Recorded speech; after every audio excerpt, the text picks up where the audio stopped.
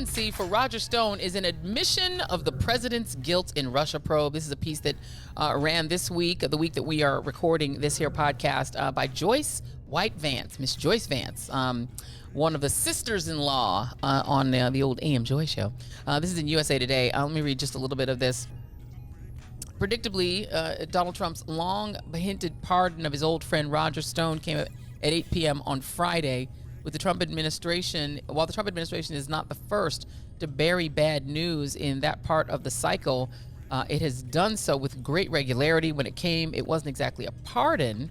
It was a commutation. That means that Stone will spend no time in jail, but his conviction still stands and he can continue his crusade to have it reversed on appeal without the admission of guilt that is implicit in a pardon. In other words, it's a win for Stone and for Trump as well, but a terrible loss for the rule of law and American justice. And just to remind folks that, you know, Roger Stone, who is the guy who has the Richard Nixon portrait tattooed on his back, who was a dirty trickster when he was a young 20-something, young whippersnapper during the Nixon years and doing all the dirt in Nixon land, and then came forward and was looking for a new Nixon. His whole thing, there's a documentary called Get Me Roger Stone, in which they interview Paul Manafort, they interview Roger Stone, a bunch of different people, and you see Roger Stone basically say that he thinks Nixon was done wrong. He never should have been impeached. He never should have resigned, that Nixon should have won that impeachment battle, and that all he needs in order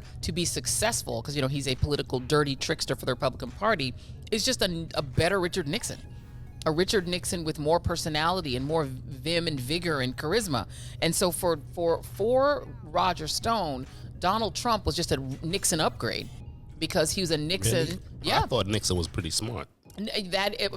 Interestingly enough, you're right. I mean, Nixon also was a statesman. I mean, Nixon was a bad guy. He was a crimey He was figure. a crook, but he was a smart crook. He was a crook, but he was a smart crook. And he also fundamentally did have concern about America, right? Like, you can't imagine. That's the difference. Right. You can't imagine Richard Nixon, like, selling out the United States to China. Like, that is not something he would do. He did, you know, get the U.S. into China. That was his big foreign policy victory. But you can't imagine Donald Nixon. Trump would consider that selling us out to China. Right, yeah, that's true. That's true. But Nixon you can't imagine Nixon, like, selling out his country to China, because he did have a core patriotism in that when he was busted, he did the crime, but when he was busted, he had the temerity, he had the decency to resign and to say, you know what, I need to resign. And he said he did it for the good of the country, not to put the country through a trial in the United States Senate. That's why Nixon was actually not impeached. He gets listed on the number of presidents who were impeached. They always say 4 presidents were impeached.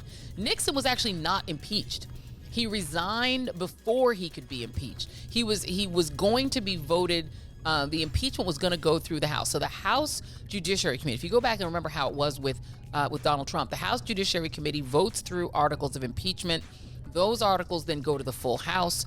Once the full House votes for those articles, the president is impeached. And once those articles are voted through by the full House, the president is impeached whether or not he's convicted. So once Nancy Pelosi banged down that gavel on the full House vote, Donald Trump became an impeached president. He will always be an impeached president. He will go to his grave as an impeached president.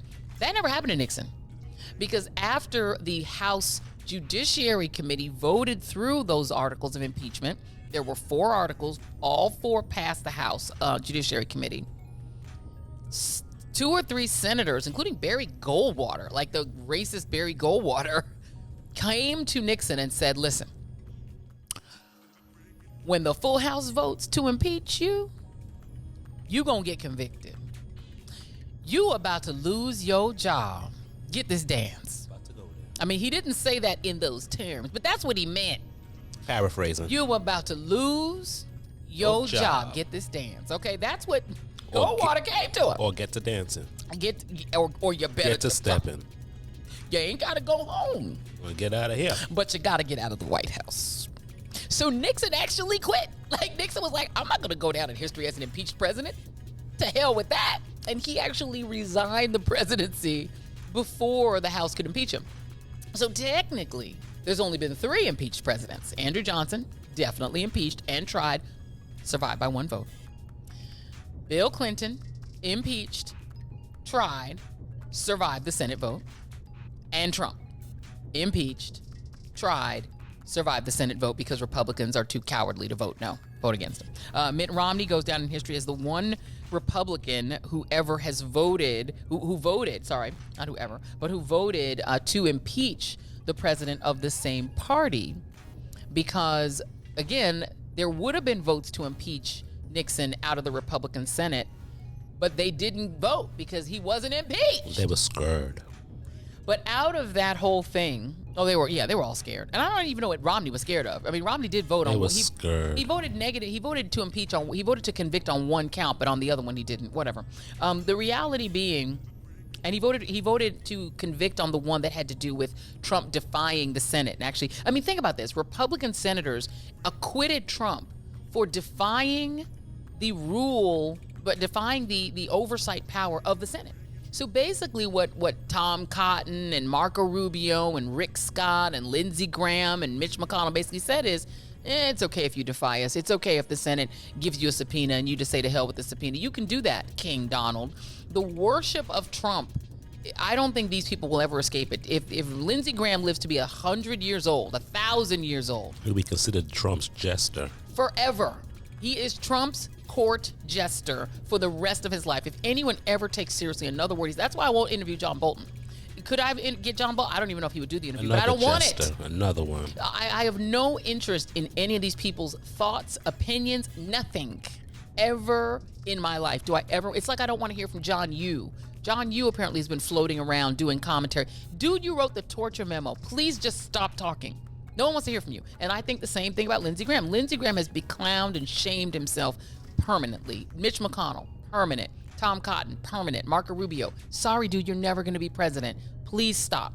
You think the Trumpists are going to elect you, Marco Rubio, to be president of the United States? You do understand why they don't like people who have an O at the last part of their name, right?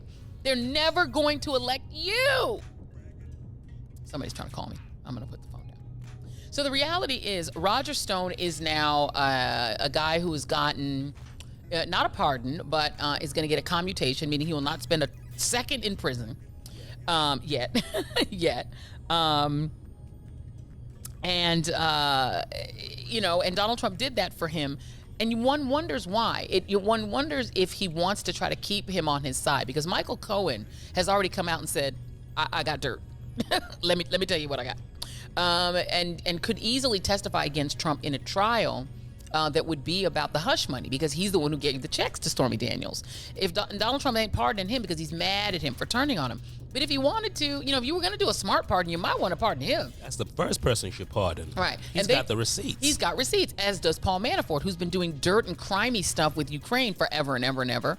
So it is interesting to me to see where these characters wind up in the end. Stone, obviously, is somebody who's carrying a lot of dirt and water for Donald Trump. The Rudy Giulianis of the world. I am curious to see what happens to them. I really do think this thing is not over. Even if when he leaves office, I'm serious. There's going to be some prosecutions of these guys. They are not going to get away with this. They are too gangster with it right now. That's true. If I were, let's say, Rudy Giuliani, I would be having a lawyer on standby. You're about to get got. I would have a lawyer on standby just in case, because we don't know who the attorney general will be, and it could be somebody that would prosecute you, or it could be who's going to be in charge of the SDNY at that time. Maybe it'll be Joyce Vance who wrote that piece. I tell you what, Biden was smart. If he gets a presidency, frog march as many people as you can. Well, the lesson, and we don't want to seem like brutal or cruel, but the reality is, I do believe that Barack Obama was a great president. I think he's a top 10 president. Top 10, I think he will go down in history as a top president. I don't believe in Mount Rushmore being a thing, because it is very injurious to indigenous people, so I object to it on that basis. But if you were going to add a fifth person, you should add Barack Obama, because he is the first black president. He goes down in history. He's a great man. He's a good man. More important, he's a good person. And he tried to do good and do right. It was a scandal-free administration that tried to do the right thing every day. But the one mistake I do believe that he made, and I think this was a significant, to me, political mistake, was that when he came in, Eric Holder, and he couldn't direct Eric Holder to do it because they are obviously ethical. And when you're ethical, the president doesn't tell the attorney general, hey, go and prosecute these people. So I won't say it's a mistake of Barack Obama. I would say it was an Eric Holder mistake. And I like Eric Holder a lot. I think he's a great guy. But I think Eric Holder, for the optics of it and for what it would have done for them politically, should have prosecuted a whole lot of Wall Street people. I agree. They should have took a whole bunch of Wall Street people and say, you bankrupted this country. You stole from the American people. You wrecked the economy. I got to clean this crap up because of you. Jail, jail, jail, jail, jail. You should have prosecuted a bunch of them. Because it would have finally taught the oligarchs in this country that you're not above the law. Because right now the oligarchs are sweeping up PPP money like it's monopoly money, while y'all can't even get your unemployment insurance plussed up. And Mitch McConnell's saying, well, we can't give any more unemployment because if we give them more unemployment, they're going to be lazy and they're not going to go work we need them to go work in the factory so I can have my money. I mean, we can't have them. They just lazy now. That's how we talk. We can't. It's just the Democrats want to play games and they want more money. No. Yes, we do want more money because regular people are starving and can't pay their rent and can't afford food and can't go to work because you're going to get sick working in a chicken plucking factory. But it's like, the chicken pluckers are so greedy. Why do they have to have an extra 50 cents? Did we not give them dimes? Why do they have to have quarters? That's how he talks. That's exactly how he sounds. Why do they want quarters? We gave them pennies and dimes. Aren't those enough? I don't know. Lindsey Graham, same thing. We're not going to give them any more money because they don't deserve it. And stop yelling at me just because I'm a white man. What? I did. It's like, you know what? Shut up. You really, what? What happened to Lindsey Graham? I mean, he used to seem like he was sort of, kind of reasonable. He's a clown. Let's move on. Anyway, we have a great interview today. Oh, by the way, I have to reference my shirt here. As you can see, I'm not a Laker person. But I have this. Mr. Elgin Baylor. But I have the book, right. I have the Elgin Baylor book. Homie. Hang Time. Our friend, Elgin and Elaine Baylor are our friends, our pals. And so I'm wearing my Elgin Baylor shirt in homage to my friend Elgin Baylor. We have to get Elgin on what to read. Yeah, so we're a future booking right here. The great one, Elgin Baylor. We're gonna have him on. All right, moving on. We have a great interview today, and it's somebody who is a great friend of AM Joy, great friend of Jason and myself. And I love talking with him all the time. I talk to him I text him, talk to him probably every day at this point because of the crisis that we're in, and he knows so much about it. Let's bring in one of the favorites on AM Joy, and somebody that you guys are going to know very well. Here he is. Let's bring him in. All right, joining me now is somebody who bears no introduction, does not need any introduction. If you watch AM Joy, you have been watching me talk to this man for 4 years. I have now known Malcolm for 4 years. Actually, for almost 5 years, because we started talking. This was one of the first people that I booked when it occurred to me that there was something deeply, deeply wrong with Donald Trump, and not just from the racism point of view, which is something I already knew, but from the point of view of this weird fixation and obsession with Russia. And I was lucky enough to, if I wasn't the first, I was like the second person to ever book this man on MSNBC, and then everyone started stealing him from me, and he was going on every show talking about this and predicting it. The Oracle, who told y'all what was going to happen if you elected Donald Trump. I mean, before he was elected, tried to warn you on July 17, 2016, predicted the entire last 4 years.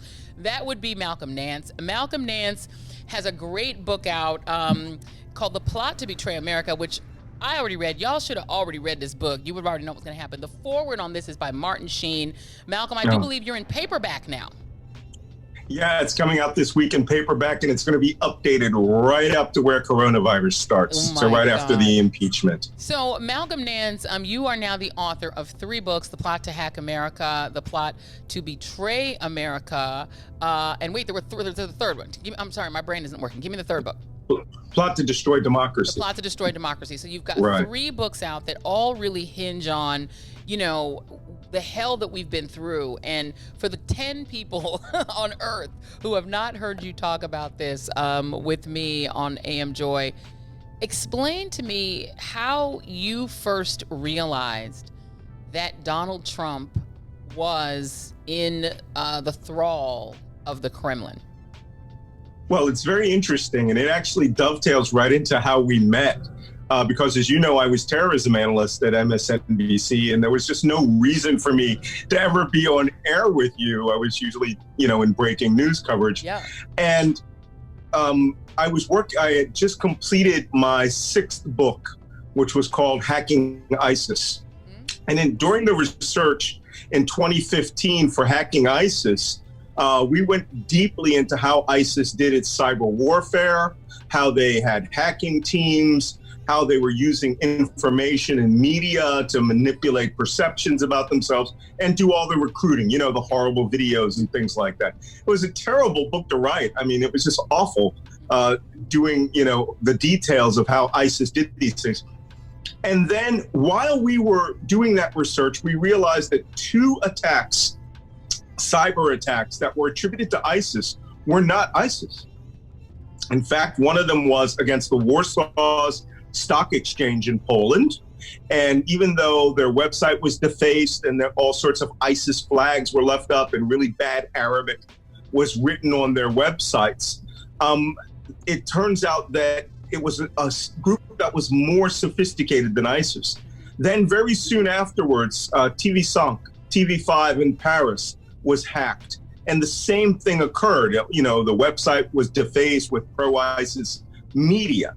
But when cyber warfare groups and cybersecurity companies looked deeply into these hackings, they found that they had a very distinct signature. And the signature was they were using these cyber hacking tool suites that had the nickname of Fancy Bear and Cozy Bear. And they're known by their cyber identifiers of Advanced Persistent Threat 28 and Advanced Persistent Threat 29. And they were attributed to Russian military intelligence, the GRU, and Russia General State Security, the FSB, formerly known as the KGB. So as I was doing the media in early 2016 on Hacking ISIS, which had come out in hardback in April of that year, I was starting to pick up from people who were in the cybersecurity community very early on that the DNC had been hacked. And I thought to myself, that's very interesting. Why would the DNC be hacked at all? And the only answer to that is Watergate, because that's what the Watergate break-ins were in 1972, 73. They were designed to steal information from the Democrats to help the current incumbent. Then about 3 weeks after that hacking, a opposition research folder that was compiled by a young woman named Alexandra Chalupa was released to Gawker. And you might remember Gawker, it's that snarky website. And in it was everything that the DNC had about Trump. So whoever released that to Gawker had to have been an entity that hacked the DNC.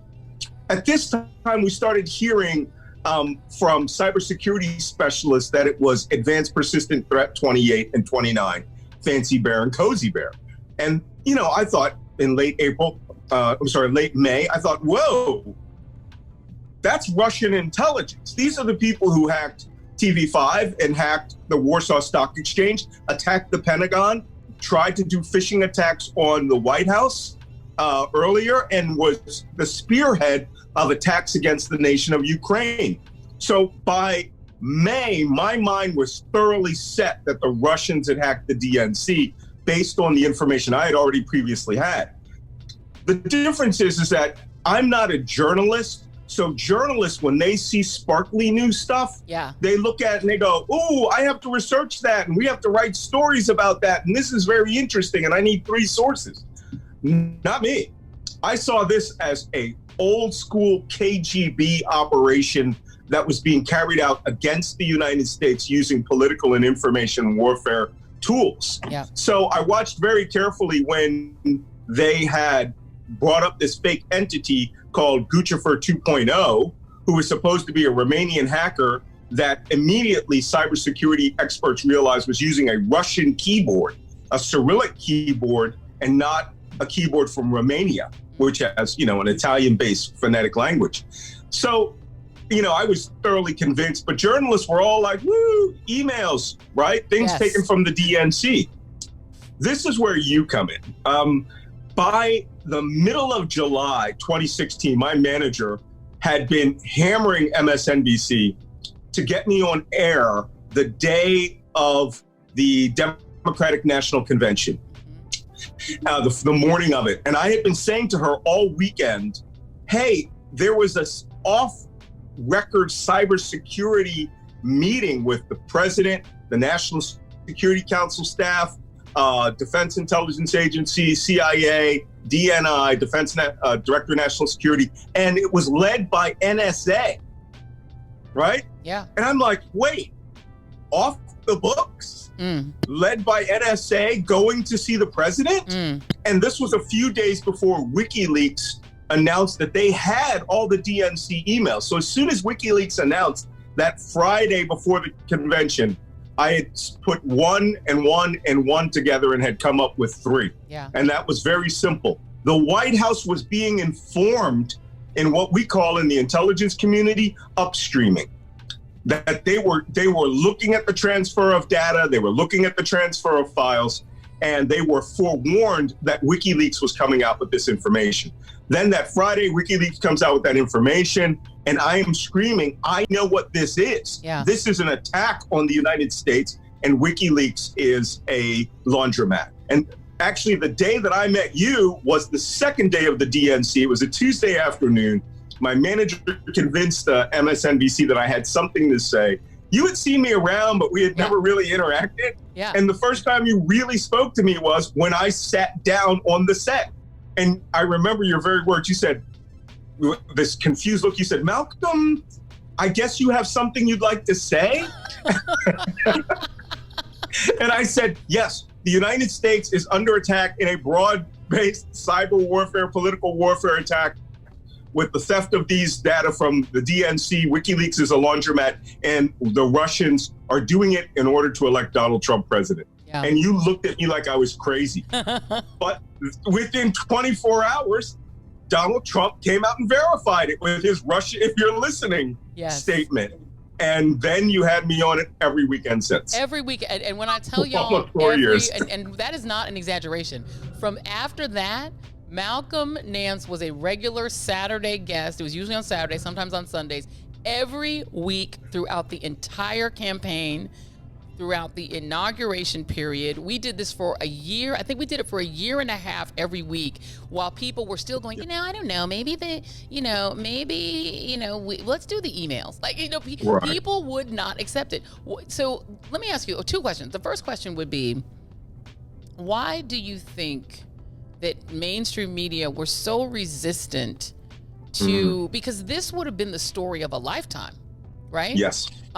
This would have been bigger than getting, for God's sakes, the Access Hollywood video, which, I mean, everybody knew Donald Trump was a sexist. Like, okay, that was not new information, but that was like the biggest story of the world. That was in October. I think it was like October 16th. It would have been a bigger story than that. Why do you suppose there was such a resistance? Why wasn't this running on the front page of the New York Times every single day? I've had 4 years now to interact with journalists, and and this is one of the things, even though I'm a member of National Association of Black Journalists, I constantly remind people, I'm not a journalist, okay? I don't have to vet stories 3 times deep. I'm looking at patterns based on very broad and deep and top secret intelligence experience that I would have used during the Cold War. And so for me to see a political, I see the Russians do something like this. I think political warfare operation like Ukraine and Estonia and all these other things that had been noted before, but being carried out against the United States. And the fact is that right after we had that Saturday show, I think it was the 20th of July, where I really sat down and said it all again for you. And for months, you and I were not believed at all. No. And I even managed within 5 weeks to knock out my first book about it called The Plot to Hack America, which came out 6 weeks before the election. Ironically, it was delivered to my publisher and published online on September 23rd, 2016. That's same morning, the CIA was delivering an almost identical report to President Barack Obama with identical results that the country wouldn't actually hear about until January 2017, which was the CIA intelligence community summary of Russian interference. And the difference is that they had 24/7 to write their report, but the same time frame we would later come out to learn, John Brennan, on the day after you and I had this talk, was calling the director of Russian intelligence to tell him, we know what you're doing. Yeah. You need to stop this. So we weren't crazy. No. We just were not privy to the top secret world of what was going on. Journalists were getting tiny little bits and hints. Like David Korn would call me to ask me questions about how do I vet this spy who has this dossier, Christopher Steele. Yeah. And when I heard this guy was the head of the Russia desk at MI6, I was like, gold.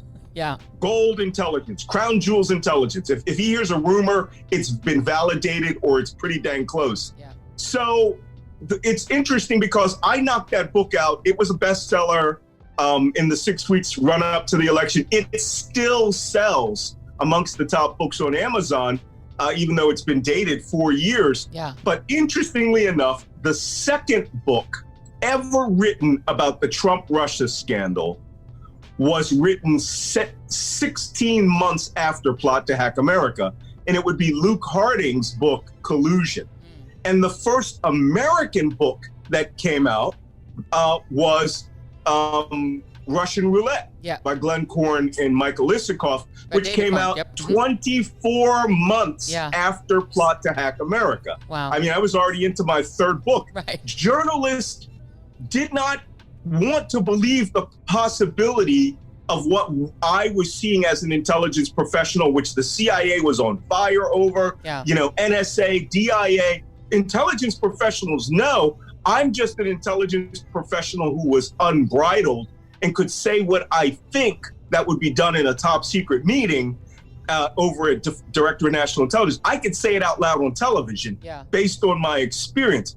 That the journalists, even now, I had this interview I love to reference in Vanity Fair magazine late last year, where the guy just ambushed me and was literally using phrases and questions, talking points from Edward Snowden, Glenn Greenwald, Matt Taibbi, all of these, saying, well, essentially, you're a conspiracy theorist because your Russian conspiracy didn't pan out to anything. I mean, even now, journalists don't believe what they see before their own eyes. And I spelled it out in these 3 books.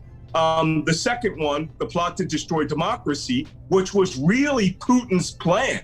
And the beautiful part is Putin came out right at the end of the book, towards the end of the book, and literally validated every word I said by saying, liberal democracy is a failure. We are going to replace it with like-minded systems of government. I mean, I'm like, 320 pages blown by Vladimir Putin. Yeah. And then this book. Well, I have to ask you this question because two questions. First one, given the fact that the Obama administration was on top of this and did see it happening and they could see it coming, why couldn't they stop it? Because it's very simple. The Obama administration were playing by the rules of the previous 240 years. The presidency was sacred. The systems within the government were honored. The people who did it the Obama administration is documentable, the cleanest, most ethical administration in American history. No one went to jail. No one committed any crimes. Nothing could be attributed to the White House. All the scandals were all really horribly fake. And so they were doing it right. And they're sort of like a Tom Clancy novel type characters, right? Everybody's a straight shooter. Everybody is doing it for the honor of the presidency. But they were up against a Russian government and an incoming administration that were wholly without ethic. So Obama thought, when he picked up the red phone and called Vladimir Putin in October of 2016 and warned him that we knew what was coming and that we would be retaliating against them if it were to continue. Look, Vladimir Putin is a KGB officer. He's not betting on Obama or Hillary Clinton. He's betting on Donald Trump because he assisted and facilitated Trump's election.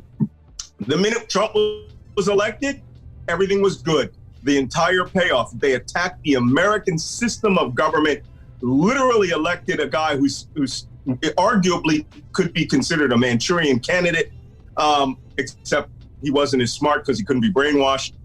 You know, he was a willing idiot who is, you know, more like Angela Lansbury's husband in that movie. And he became president.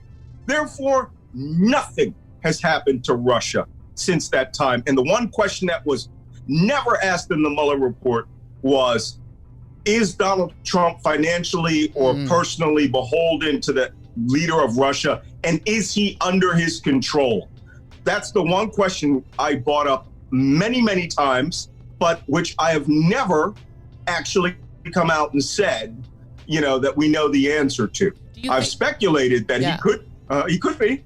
You never know. Do you think, I mean, with the judge's ruling that at least Cy Vance, the district attorney in Manhattan, can get his tax returns, do you think that's what he's hiding? I mean, based on your experience in dealing with people who are turned, and like you said, he could be somebody who's deliberately turned or somebody who's just an idiot and just a useful idiot, as they say. I should say a useful idiot, as they say. And that he just somehow has a fetish for Russia. He has a fetish for Putin. His sort of strongman style is something he aspires to. Maybe that's what it is. Maybe he just admires him.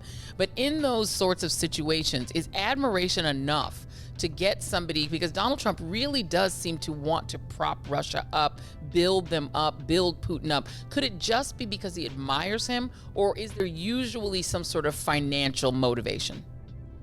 You know, I mentioned in my second book, Plot to Destroy Democracy, the last chapter is about, because that book is about how the Russians did this global operation to create oligarchy, right? Yeah. And how they got to Trump.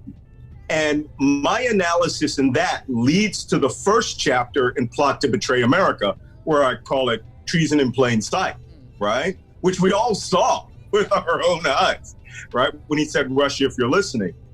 But what I did in Democracy was I explained how Russia has this information warfare strategy, which is rooted in old school KGB human intelligence, where in order to get you to betray your country, you can do it in one of two ways. And the simplest acronym is called MICE, right? MICE.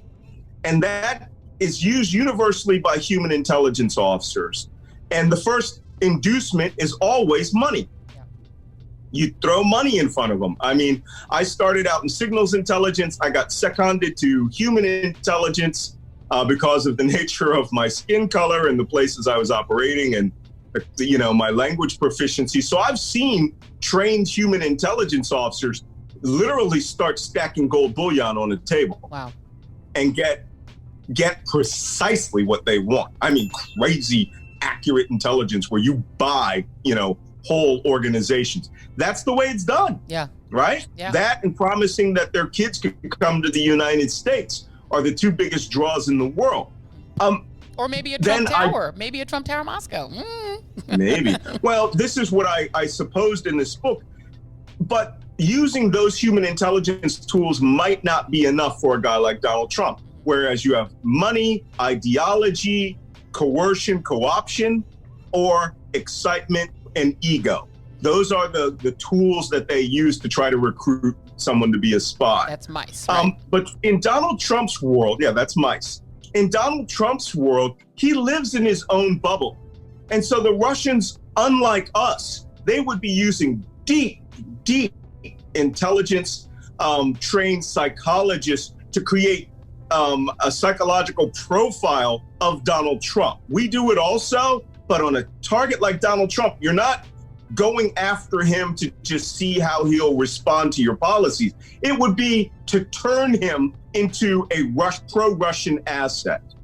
And I wrote about this in that book, in both books, and how they would frame his world for him and craft a worldview in which whatever Donald Trump does and says always comes out to the benefit of Russia.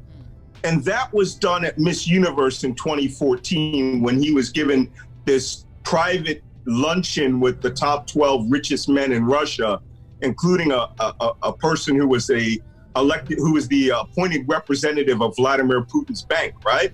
Banking money. So Trump saw this as, I'm going to make money. Yep. Russia saw it as, everything you say from this point onward to get at our money must be done from our perspective.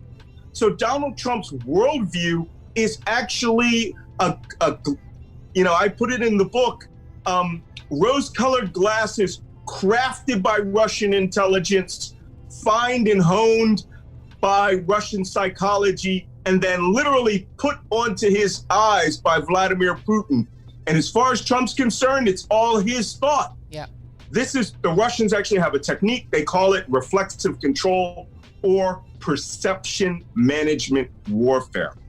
And they also use this to craft how they hack the mindset of the American public, to craft information that 40% of this country believes, which was Donald Trump good, Hillary Clinton evil, yep. Russia good, sanctions should be lifted. Yep. And 40% of this nation holds that. Yep. The Russians literally wrote operational papers, studies on how they could invade a nation and have the population believe that this was being done in their benefit. Wow. And what's really funny, quick aside, I had met Taibbi call me one day or contact me one day and demand that I give him all the research that the Russians did that showed that they had crafted this as an intelligence and information warfare tool. And I said, the NATO handbook on Russian information warfare? And he was like, send it to me. And I'm like, whoa, dude, I'm not your research assistant. Right. I said, buy the book, $28.95. Privileged, isn't it? That's a little. Yeah. I'm a rich guy's son, white privilege.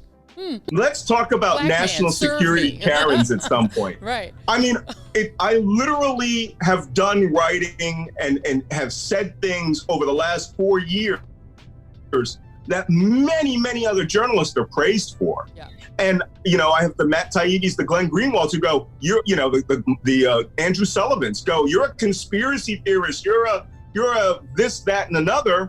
But every analysis and every prediction that I made has come true. Oh, yeah. And the only one that hasn't, I wrote about at the end of this book, where I have to apologize to Benedict Arnold because Trump is not Benedict Arnold. He's worse. I remember when you said that on our show, and I don't think a lot of people didn't like hearing that Donald Trump is Benedict Arnold, only worse. That's a classic. I posted that on my personal website because I was very proud of that segment. I have to ask you about a couple of things because you are a military man. You're a Navy man. Very proud of multiple generation service to this country, and thank you for that. I'm very curious about Michael Flynn. Michael Flynn is also a military man. He was the head of the Defense Intelligence Agency. I tend to have more trust in the military than other institutions which tend to fail us, police, etc. The military have always seemed to at least try to rectify themselves when they go wrong. Torture happened under George W. Bush, but you didn't see the military going, yeah, we tortured those people. It was like, no, we need to eradicate that. Like, that can't happen again. Those people need to be, no. The military at least tries to right itself, tried to right itself on integration, etc. Michael Flynn. You might recall, by the way, that when we had that torture debate, that I was the guy that flipped the Pentagon when I wrote that op-ed about waterboarding. Waterboarding is torture, period. Yes, I remember that, actually. Yeah, I forgot about that. Overnight, the Pentagon was like, we're against it.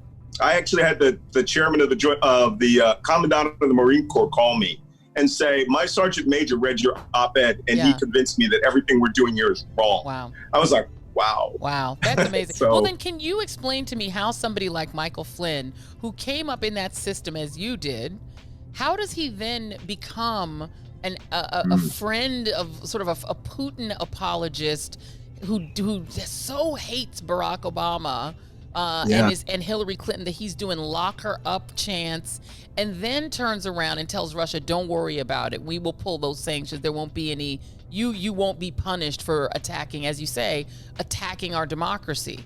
What is this guy about? I write about that in the book, and I took part in MSNBC's documentary about Michael Flynn, where I praised his intelligence skills with Joint Special Operations Command, how he got DIA to be so responsive to the battlefront commander, him, Petraeus, they were doing a great job in really honing down, getting the individual terrorists that were carrying out lots of these acts doing play. However, the military keeps you within a series of guardrails that don't allow you flights of fancy, right? But as director of Defense Intelligence Agency, Michael Flynn's, how can I put it? His guardrails were gone in that he could look at data and make up whatever he wanted, and everyone below would have to respond and follow through on that. And one of the things was, and this is where there's a lot of speculation. I'm not going to entertain it until I see the information myself. But there was a lot of speculation that when he went to Russia, where we were trying to curry Russia to come into the Partnership for Peace, and he was the first equal peer of director of Defense Intelligence to meet at the Russian GRU headquarters. And was wined and dined and feted over there. A lot of people thought, what are you doing? Okay, they're a malicious organization. But amongst many of the senior white national security executives and senior executive service, it was all counter-terrorism. There was no malicious, mean, evil-spirited Russia. But within the ranks of people who remember Russia, like me, I was a Cold War baby. I started as a baby spy in the late Cold War. Russia was bad, right? And just because they went from communism to oligarchy, their intelligence agencies didn't. They maintained all their operations and actually had 100 times more money than they had in the past. So the first thing we thought was Michael Flynn should have left Russian military intelligence headquarters and debriefed with the impression that they would be trying to get him. And so, he came up with all sorts of nutty theories over at the DIA. I mentioned this a couple of weeks ago, and his brother, Joe Flynn, came after me on Twitter where I said, hey, this guy came up with kooky theories that there was a global conspiracy, what he called a new axis of evil between Venezuela, ISIS, Al-Qaeda, North Korea, Iran, and off to the side, Russia, which he quickly dropped later on. I read his book, Field of Fight, and I thought, I wrote a review which said, this is the craziest thing I have ever read, and this guy technically should never have passed a top secret security clearance 5-year update if he actually held these views. He was taking known intelligence and coming up with this crazy world. And so when the Obama administration fired him, he became the thing that all foreign intelligence agencies want, a disgruntled, high-ranking intelligence officer who could be turned against his own nation. But a guy like Mike Flynn, you would have to use all the resources of all your intelligence agencies and handle him very carefully. And the first thing we would do is we would have a nonprofit offer his ass money. Right? I don't know, come to Russia and give a speech and go to a dinner for Russia Today, right? Which is what he did. $40,000. And he sat at the right hand of Vladimir Putin, he didn't do anything. He didn't say anything while he was there. He did some pleasantries. But to every person in Russia, the head of American military intelligence is at the right hand of an ex-KGB officer. Gold for the impression was, we own this man. Mike Flynn, from that point onward, decided he was going to prove that. By being master of the universe. That's what I call that chapter. When they took over, they thought they were God. They could get away with anything like lying to the FBI. And they just might. It's scary. I mean, you write about so much in The Plot to Betray America. We really should read it. It is actually riveting to read. I mean, you write about the murder of Jamal Khashoggi. You write about Jared Kushner. The war on our intelligence agencies, a whole thing. I'm going to come back to that in a second. But what do you make of Roger Stone's situation, given to throw a little of the news cycle in? At around the time that we are doing this recording, a couple of days ago, Donald Trump commuted the sentence of Roger Stone. He didn't pardon him, which a lot of people thought he was going to do. What do you make of Roger Stone and his new freedom? It's interesting because the fourth chapter of that book, I can't recall the title, it might have been like Dirty Tricks, Inc. or something, is about Roger Stone and Paul Manafort. And these guys are dirty as hell. I mean, Manafort's, their dirty tricks going back to what they call the dictator lobbyist, and getting, Muammar Gaddafi and other potentates off and get them considered as legitimate in the United States Congress is legendary. They could make money off of dealing with dirty people. Paul Manafort, that story is not yet to play out. I mean, even if he gets a pardon, there is a spy story in that. And I write this book. I couldn't not write this book in that spy story tempo because these people are really dirty. I mean, Manafort literally helped organize an attack on the U.S. Marines that were in Crimea for a NATO exercise as part of his off-the-books dirty tricks that he was doing for the pro-Moscow government of Ukraine. That's why everything comes back in this new edition of the book. All of the players at the beginning of the book are all at the end of the book in impeachment, including Rudy Giuliani, and it's just absolutely amazing. Foreign policy, national security, these are things to be sold.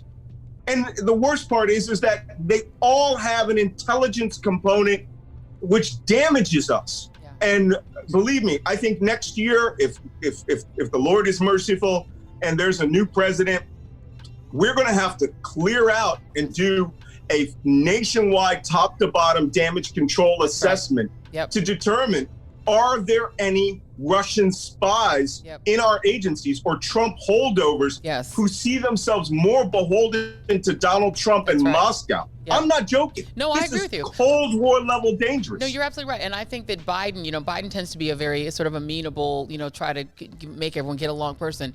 If he doesn't go through, now that the Donald Trump administration has established, you can purge everybody out that you don't want, then he needs to make sure there are no Trump holdovers left anywhere, because you're absolutely right. So much has been corrupted. I have to just read for folks the chapter titles that Malcolm Nance, this will make it real clear to you what you're going to get in this book. In section 1, organizing to steal an election, you've got betraying the oath in plain sight, the supervillain with a leash, Trump, the dog to be walked. This is the real titles of the chapters. Swimming in rubles, Team Trump, the dynastic crime family, the 5 dangles, Team Dirty Tricks. You're going to learn. I mean, first of all, the thing is, I guess, as you said, you've said so much of this on air that I guess it's probably not fun to be right when it's this dangerous. But I want you to now be an oracle for me again, my friend, because you've been so good at sort of predicting the future.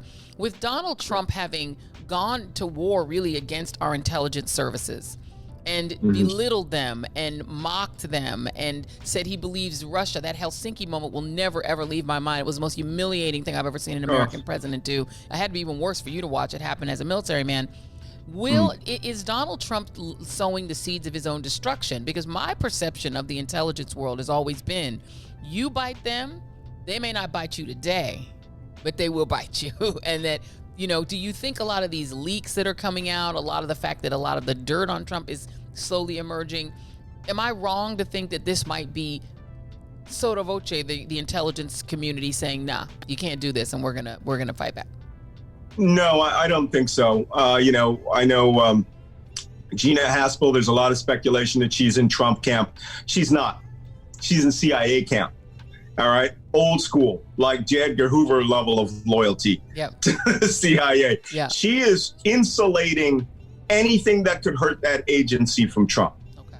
DIA is not DIA, but Directorate of National Intelligence is another animal. Yep. But that information has to actually be passed up. Okay. And the kind of information that they would put in the presidential daily brief and pass on is really Sesame Street ABC type reporting.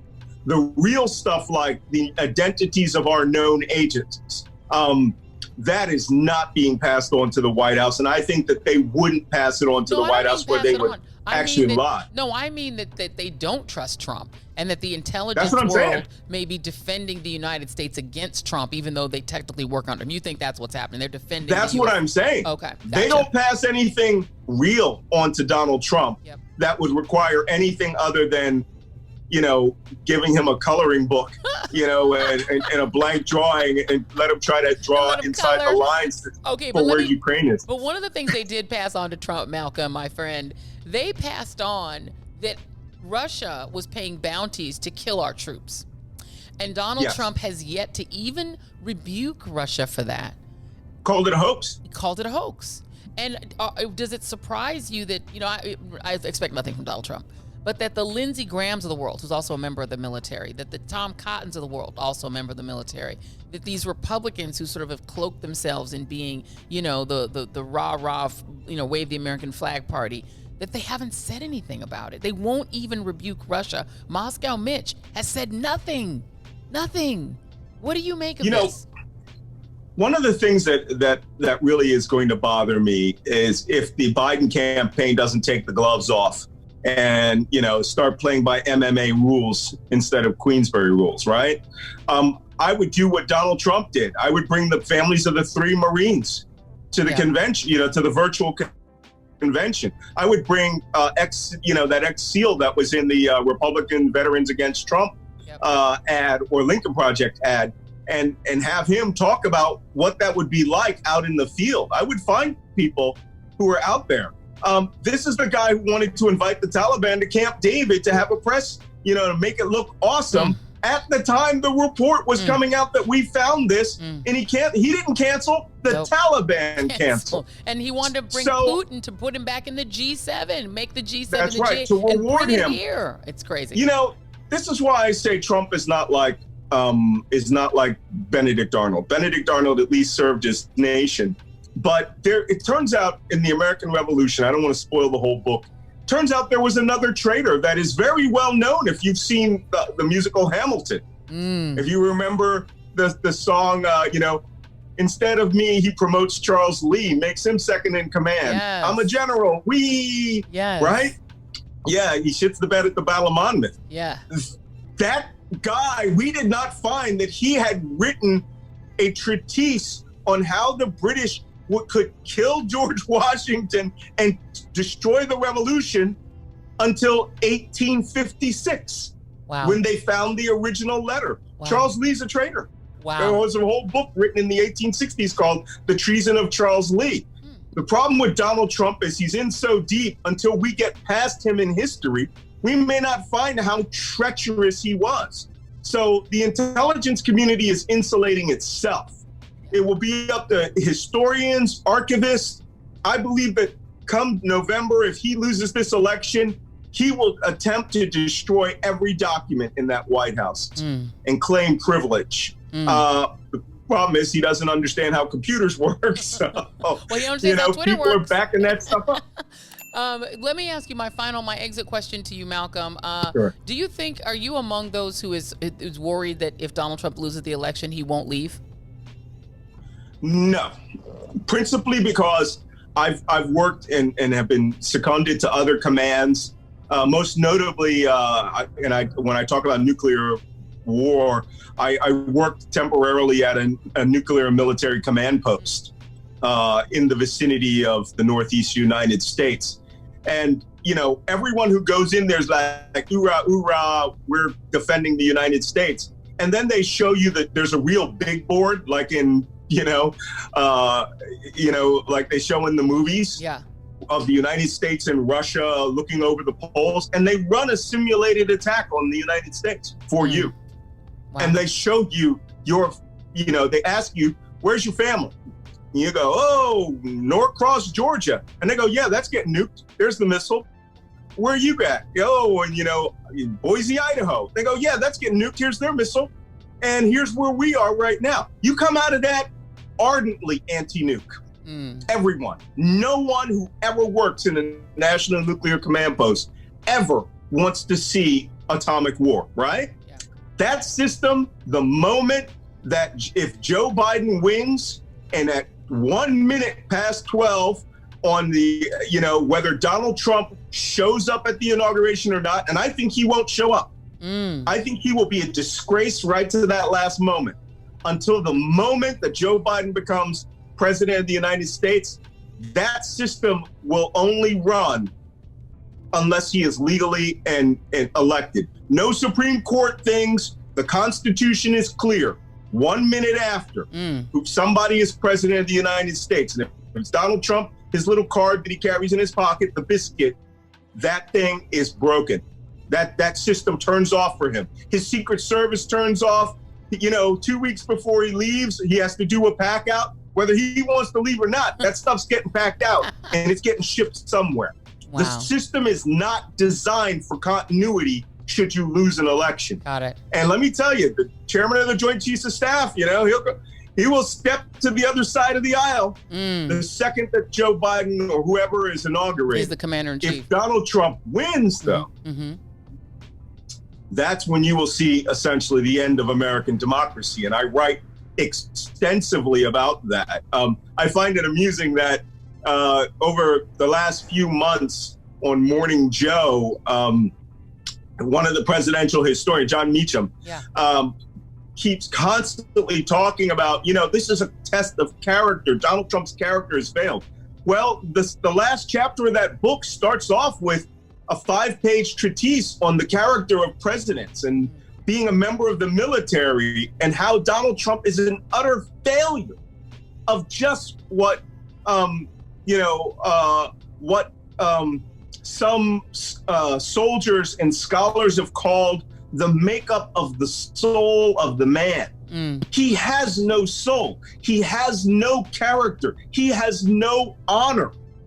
And if you don't have these things, and I get attacked all the time. And the one word that will set me off is if you question my honor, right? And, I don't care whether you think what I say is true or not. I don't care whether, you want to shoot me because I have death threats all the time. It's those people who, my family, as I said, we have fought every Nance from April 1864 till right now. My niece is still in the Navy and she was in combat. Yeah. And you know what? We take this game seriously. All of that will not go away because some big fat, tangerine orange idiot decides he wants to become America's first dictator and stage a coup d'etat using, his hillbillies with rifles. I train New York State Homeland Security, the state SWAT teams. And the funny thing is about these guys where I live who are rural, they go, yeah, we got our ARs and we got our ammunition set aside. And I go, you guys know, I train the guys that are going to come deal with you. This is why we fund SWAT teams. You are not going to beat them or the Army. Yeah. These are jealous organizations that follow rule of law no matter what you think about them. They're not your friends. Yeah. That's right? Yeah. It will be a test from November 4th to January 21st will be a test to the loyalty of the Constitution of the United States. And that is what my book is about. I write deeply about the belief that the Constitution, which we have fought, died, and bled for, and the African Americans built physically with their hands, the structures where they were all made. Yep. These are the things that make up this nation. And it's true to mine. America or Trump. Yes. You have 90 some odd days to decide. That's absolutely right. Vladimir Putin is now in till 2032. And if we don't want to be in the same situation, because if he wins with the Republican Party being as weak-willed as they are, I could see them allowing him to change it all. I really don't know that they would even stop him. If I can make one last comment. Sure. I did a forum at the Washington Post, I think 2 years ago. And the funny thing is, one of the guys in there was a real neoconservative hawk in the Iraq war period. Yep. And I came out of there, I said, whoa, here's one thing that needs to needs to happen. If I'm ever called onto somebody's national security team or the National Security Council, just to give some senior enlisted common sense, I will advocate that Russia needs to be turned into formally a strategic adversary to the point of enemy, and that there will need to be a new version of the Cold War to where we go at them on day one. Amen. We make it clear, remember how you did a chemical weapons attack in UK? We're bringing it to you. We find your FSB's officers, we're going to roll them up and we're going to prosecute them publicly. Right? Russia is the enemy. We're going to go back to James Bond. No, you're absolutely right, because even on parts of the left, there is a sort of, there is a horseshoe part of it that says, Russia, they get a bad name. Russia took in Snowden, so they're a good guy. No, Greenwald, Snowden helped them. That's why they took him in. Assange. Exactly. I don't know that Greenwald is of the left. I've never believed that he's of the left. I think he's of the right. Oh, he's so far left, he's part of Fox News. Yeah, exactly. He's been on the right, I think, for a lot longer than people think. My last question, actually, I keep saying my last question, but you're so interesting to talk to, I keep on extending. But my real last question: would you ever take a job in a Biden administration? Would you? And if you did, what kind of job would you want? I've been such a freewheeling character. I certainly hope that this is the administration that decides they're going to think outside the box. Trump brought in a lot of people who were a bunch of amateurs, Kayleigh McEnary, all these guys who could never even get their security clearance. I can get cleared. I held the top secret SCI +++ special access clearance for a quarter of a century. So I know I can get cleared. So, if I were to be in the administration, it would be one of two things. I've actually given this a minute's thought because people write to me all the time. I would either want to be a senior advisor on the National Security Council staff to where, I wasn't pigeonholed behind some civilian. I mean, I would literally have to say, hey, I'm sorry, you're going to have to give me common sense walk-in privileges to the vice president. Because they're going to be bringing in all the old school. Or an ambassadorship to counter-terrorism where I can unscrew all of the bad will that's been put out there for the last 4 years.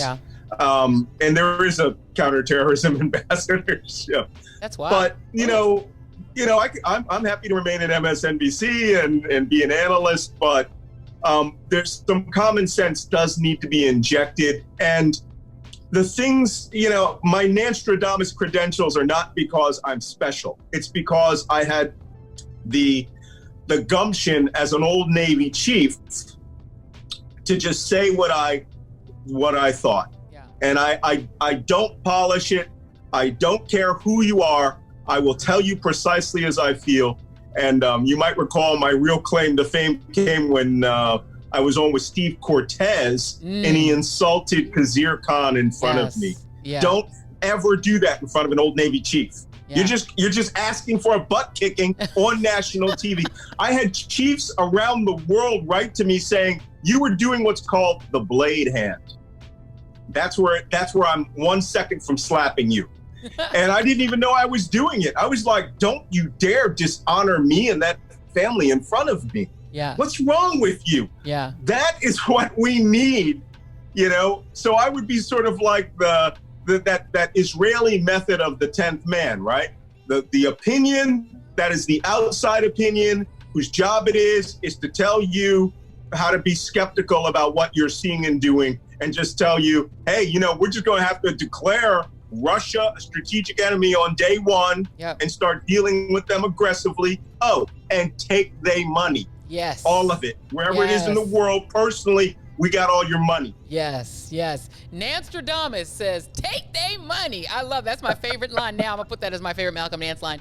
Malcolm Nance, The Plot to Betray America. If you have not read this, you really don't know what's going on. Honestly, actually, you have to read all 3 of Malcolm's books. On The Plot to Hack America was actually really amazing, too. The Plot to Destroy Democracy, also an incredible book, too. I could hold up all 3 of these books, and I'm actually going to go ahead and also buy the paperback just because I support you, Malcolm. Good, because there's new material. And there's new material in it, so I'm going to pick that up. The New York Times bestselling author Malcolm Nance. Nostradamus is his one last thing, Joy. name. Yes.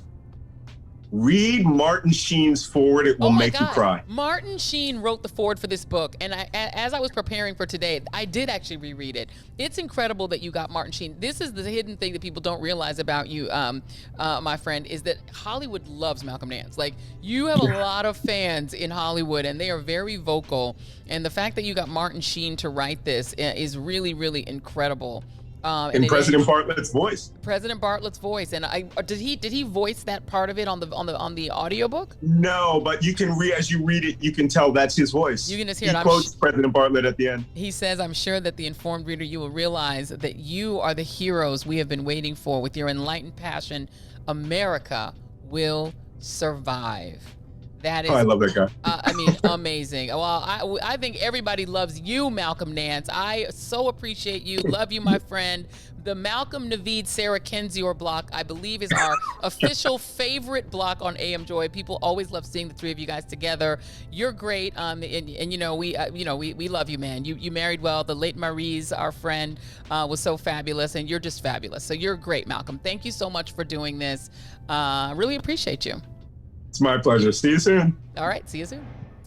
All right. Thank you so much to Malcolm Nance. Here's the book, The Plot to Betray America. He's got lots and lots and lots of really great books. Malcolm scares me. He does, but scaring is caring. I get it, but scaring is caring. Scaring is caring.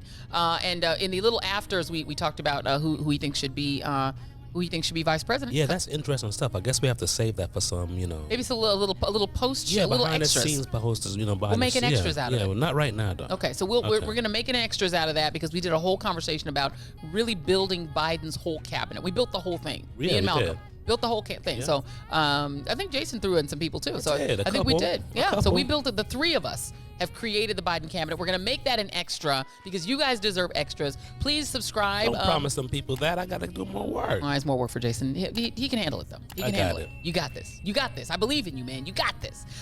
Please subscribe to the podcast, whether you're doing so on Spotify, on Apple Podcasts, on YouTube. Hit the little button at the bottom so you can get a notification. Hit the notification bell. Just turn it on. This time I said it.